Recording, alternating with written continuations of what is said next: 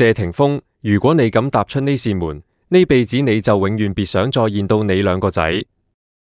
2014年，香港中環一間密不透風嘅私人會所入面，煙霧繚繞，桌上面嗰份泛黃嘅信託協議被拍得震天響，空氣入面滿係燒煙味。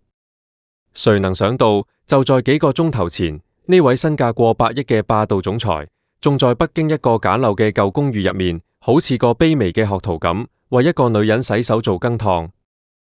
嗰個女人叫王菲。當時全香港嘅狗仔隊都瘋狂咗，窗簾縫隙入面泄露嘅那一吻，好似一枚核彈，炸碎咗娛樂圈苦心經營嘅體面。照片入面，謝霆鋒笑得好似個久旱逢甘霖嘅細路，嗰係他在張柏芝面前，在英皇嘅鏡頭前，從未展露過嘅從詞。但窗簾之外，卻係現實嘅修羅場。謝霆鋒嘅內心此刻正翻江倒海，一邊係嗰個能讓他找回靈魂嘅北京天后，另一邊係法務團序遞過來冷冰冰嘅條款再婚，就意味着信託權大縮水，甚至可能失去對孩子撫養權嘅深度干預。呢種選擇係明智。他站在北京四合院嘅枯樹下，看着王菲在屋入面漫不經心咁哼着歌。他不需要名分，呢種極度嘅自由，反而好似一道無形嘅枷鎖，鎖住了謝霆鋒嘅軟肋。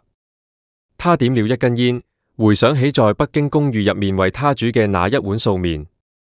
那一刻，他唔係身價百億嘅 CEO，但在他低頭切菜嘅瞬間，手機屏幕亮起，嗰係來自香港嘅最後通牒。一邊係人間煙火，一邊係巨額財富，呢分明係一場關於自由與權利嘅終極博弈。全香港都在等一場婚禮，可誰也沒看透，拉開嘅窗簾背後藏着的不是婚書，而係一張充滿算計嘅地下契約。從那一刻起，謝霆鋒就明白，他呢輩子只能做一個名分上嘅孤人。霆鋒，你身上嘅煙火氣太重了。王菲吐出一口淡薄嘅煙圈，眼神裏透着一種疏離。此時嘅謝霆鋒正係着圍裙，在北京四合院嘅廚房裏守着一鍋火候剛好的佛跳牆。誰敢相信，在香港中環，他係嗰個出入頂級寫字樓，皺一皺眉就能讓股市震盪嘅謝總裁？他在那裏穿最不挺嘅西裝，在會議室裏用冷酷嘅邏輯肢解對手。嗰係他的殼，係英皇為他親手打造嘅囚籠。可一旦飛回北京，他退下那身價值6位數嘅定製西裝，換上皺巴巴嘅棉麻 T 恤，穿梭在菜市場嘅圈圈裏，為了一顆青菜和攤主講價。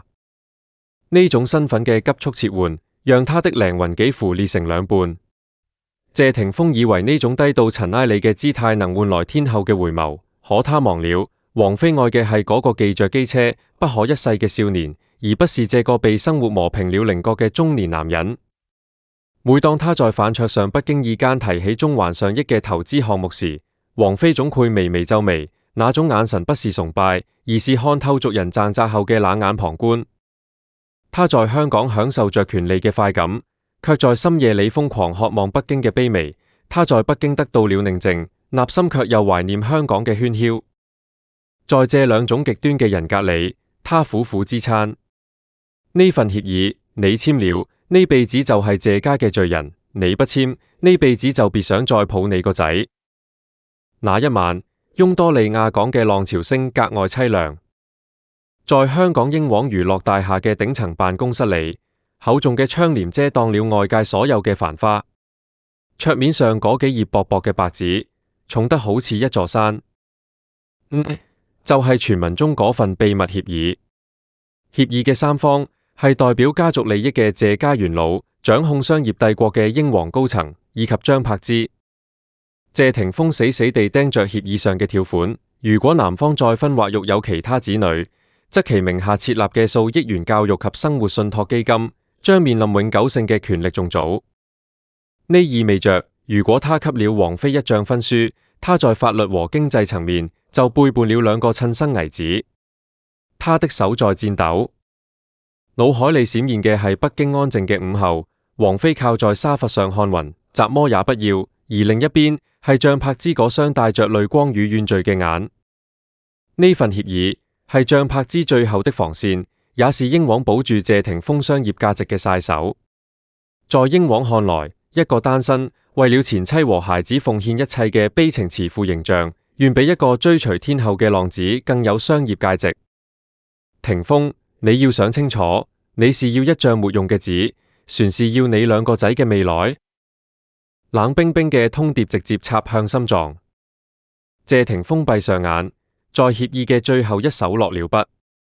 這一筆下去，他保住了危子嘅未來，保住了英皇嘅商業版圖，但也趁手把自己和王菲嘅婚姻之門徹底看死了。他走出辦公室時，香港嘅夜空下起了細雨。他終於明白，自己就好似一隻斷了線嘅風箏，雖然飛向了北京嘅天空，但線頭卻永遠埋在了香港呢片充滿血淚久戰嘅泥土裏。當張柏芝突然誕下第三胎嘅消息像一道驚雷劈開港圈深夜時，全香港嘅媒體都在屏息凝神，等待着北京那邊嘅反應。甚至有人預言王菲會徹底崩潰。然而，在京城深幽嘅四合院裏，香煙繚繞，王菲正靠在藤椅上撥弄着佛珠。電視裏正滾動播報着張柏芝生子嘅新聞，畫面裏張柏芝笑得燦爛，宣示着她與謝家永遠剪不斷嘅血脈羈絆。可王菲只是冷冷地瞥了一眼屏幕，唇角勾起一抹弧度，嗰不是憤怒，而係一種看透低級博弈後嘅冷笑。她太懂張柏芝了，張柏芝用呢種方式生下孩子，係在向謝霆鋒投射信號。我依然係能創造生命嘅強者，而你和那個老女人只能守着枯萎嘅愛情。呢係一場典型嘅子宮反擊戰，但在王菲眼裏，呢簡直幼稚得淒涼。王菲嘅姿態從來不是爭，而是不屑。她太清楚謝霆鋒嘅軟肋，張柏芝越係把孩子捆綁在道德制高點上，謝霆鋒那顆向往自由嘅心就逃得越快。那一晚，謝霆鋒坐在王菲對面，如坐針氈，試圖開口解釋，可王菲只是淡淡地說了一句：面要亮了，食啦。呢一句話比千萬句咒罵都要狠，直接把謝霆鋒精心準備嘅愧疚化作了一團空氣。王菲不需要去查崗，不需要去生個孩子嚟證明地位，她的姿態在告訴所有人：你生你的，我愛我的，你擁有嘅係謝家嘅血脈，而我擁有嘅係謝霆鋒嘅靈魂。張柏芝用3個孩子築起堡壘，而謝霆鋒卻像個落荒而逃嘅囚犯，在北京嘅煙火氣裏尋求片刻偏安。在香港呢個中環社交圈，朋友圈從不是分享生活，而是彰顯權力嘅報告欄。謝霆鋒嘅手機裏有一個私密群組，裏面坐着的都係港圈塔尖嘅人物，英皇嘅太子爺，叱咤風雲嘅導演。每逢謝霆鋒嘅生日，他的朋友圈會被雪茄、紅酒、身價過億嘅談話淹沒。然而，在呢些璀璨嘅合照裏，永遠少了一個人。王菲好似一個被手動抹除嘅幽靈，從未出現在他的公開社交動態裏。豪門闊太太們聚在一起時，總會壓低聲音：聽說了嗎？北京嗰個船是沒名未分，霆鋒回香港帶孩子，他連跟都不跟。呢些畫像都只一樣刮着謝霆鋒嘅體面。而在北京，王菲嘅朋友圈係竇靖童嘅隨性，老友嘅素顏聚會，甚至係一隻流浪貓嘅剪影。她的世界裏沒有謝太太呢個角色。呢種極致嘅淡然，對謝霆鋒而言係更深層嘅折磨。他多麼希望看到他發一張關於他的背影，可王菲沒有。有一次，謝霆鋒在香港參加豪門婚宴，席間有位元老調侃：霆鋒，幾時請我哋飲喜酒啊？張清揀我哋等咗10年啦。那一刻，謝霆鋒端着酒杯嘅手微微停頓，關節發白。他有萬貫家財，卻無法給心愛嘅女人一個名分，甚至無法讓那個女人為了他走進呢個社交圈。他只能尷尬地一飲而盡。而在同一時刻，王菲正坐在北京嘅小酒館裏，朋友圈剛更新了一張故宮嘅雪景，配文只有2個字：空啊！在英皇娛樂嘅行政總裁辦公室裏，指尖嘅雪茄煙霧纏繞在謝霆鋒嘅眉宇間。在資本眼裏，愛情不是情感嘅歸宿，而是資產嘅日界。對於英皇呢台龍大嘅造星機器來說，謝霆鋒係集團最核心嘅商業不動產。英皇嘅操盤手們比誰都清楚，王菲呢個名字係謝霆鋒身上最後一點搖滾靈魂嘅養分，卻也是他作為商業圖騰最大的風險項。他們寧願看到謝霆鋒在北京嘅舊公寓裏當一個地下情人，也絕不准撫他把王菲迎進謝家大宅嘅大門，因為王菲不妥協，不參與商業作秀。如果謝霆鋒真的結婚，會瞬間衝垮英皇為他苦心經營嘅中環霸總形象。英皇要嘅係一個帶着天后前女友光環，卻永遠在為前妻和孩子負責嘅悲情聖人。只要他不結婚， Truth 就係他依然係全港最有價值嘅單身漢。謝霆鋒每簽下一份代言合同，背後的附加條款裏都隱晦地寫着對他私生活嘅道德要求。他發現自己正活成了一部被精心剪輯嘅紀錄片，每一個深情嘅眼神都係在為英皇嘅骨架保駕護航。在香港大潭嘅豪宅歐，海鳳灌進露台，張柏芝抱着年幼嘅孩子，對着手機屏幕發出一陣冷笑。呢就係張柏芝嘅絕地反擊。他手中握着嘅係謝霆鋒呢輩子都算唔清嘅債，兩個流着謝家血液嘅孩子。在每一個謝霆鋒與王菲相聚嘅日子，張柏芝總能精準地挖破那層浪漫嘅糖衣。他會突然發佈一張在醫院排序掛號嘅照片，或者一段大姨子在球場流汗、眼神落寞嘅短視頻，配文只有一句：爸爸，你幾時返嚟教我運球啊？呢係在全香港人嘅見證下，給謝霆鋒套上一道沉重嘅父愛枷鎖。張柏芝把謝霆鋒塑造成一個在愛情裏沉淪、在家庭裏缺席嘅浪子。每當謝霆鋒在北京試圖尋找安寧，手機裏彈出的視頻通話總能讓他跌回現實。畫面裏孩子天真嘅笑臉，對比着王菲清冷嘅臉，呢種情緒撕裂讓謝霆鋒幾乎炸裂。他覺得自己在偷走本該屬於孩子嘅陪伴，而張柏芝就用呢種軟刀子構築了一座名為道德嘅圍城，讓他每一秒都感到罪惡。謝大宅嘅約詞，我從來就冇打算接過嚟，嗰度唔係家，係活人嘅墓穴。在北京初秋嘅涼意裏，王菲端着一杯溫熱嘅普洱，眼神越過四合院嘅紅牆。全香港嘅媒體都在猜是不是狄波拉點頭了，王菲就能進門。可他們都大納特錯，不是謝家不肯開門，而是王菲根本不屑於低頭去看嗰塊門檻。對於王菲而言，謝家大宅代表嘅係一種讓她窒息嘅富樓豪門範式，有規矩森嚴嘅早茶，長幼尊卑嘅排位，婆媳權謀，更有為了擁護家族體面而演出來嘅恩愛戲碼。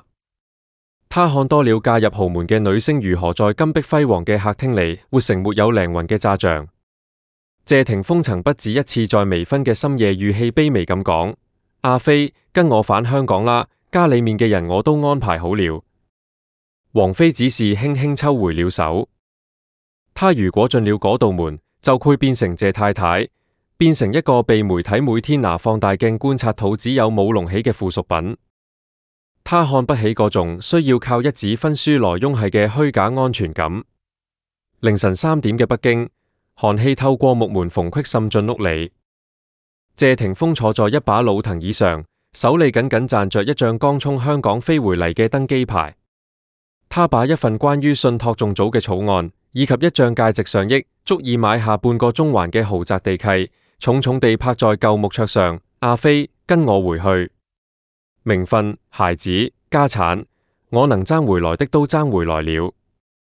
呢係他霸總人格最後的瘋狂。可王菲只是披着一件舊毛衣，赤着腳站在冰冷嘅青磚地上，眼神裏透着一種厭惡。霆鋒，你到底係在救我，船是在救你嗰個快要枯萎嘅虛榮心？王菲的話字字誅心。謝霆鋒想要給王菲一個名分，係因為他內心的愧疚需要一個出口；而王菲拒絕名分，係因為他太清楚，一旦戴上那頂皇冠，就得低下頭去親吻塵埃。謝霆鋒站起身，推開窗戶，看着北京深秋嘅殘枝敗葉，感到前所未有嘅絕望。他在香港中環呼風喚雨，回到呢間屋子裏，卻只能像個做立事嘅細路。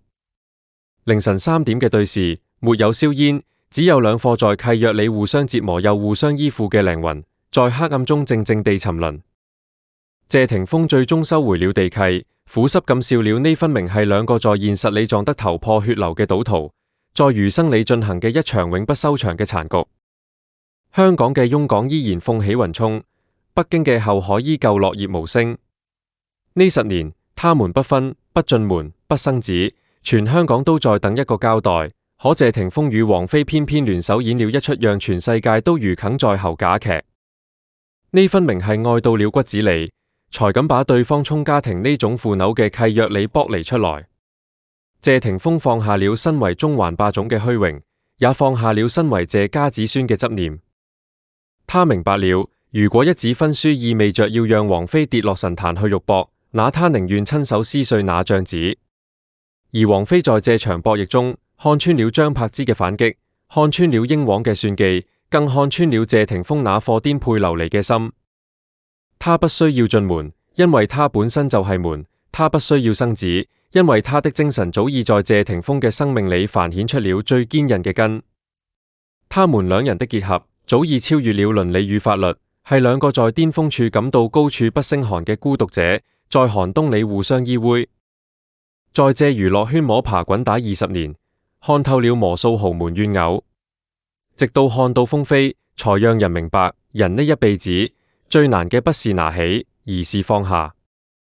謝霆鋒放下了對完美家庭嘅幻想，王菲放下了對世俗認可嘅渴求，他們把自己活成了一個半透明嘅符號。列局到最後不過係4個字：各安天命。直線永遠不配相交，卻也永遠不配走散。他們守着那份心情，在餘生裏靜靜地沉淪到底，呢才是風飛復合最深刻，也最讓人感到骨髓乏涼嘅真相。大家覺得呢場長達數十年嘅宿命牽絆到底值不值？歡迎在評論區留言討論，記得點讚、分享並關注，我哋下期再見。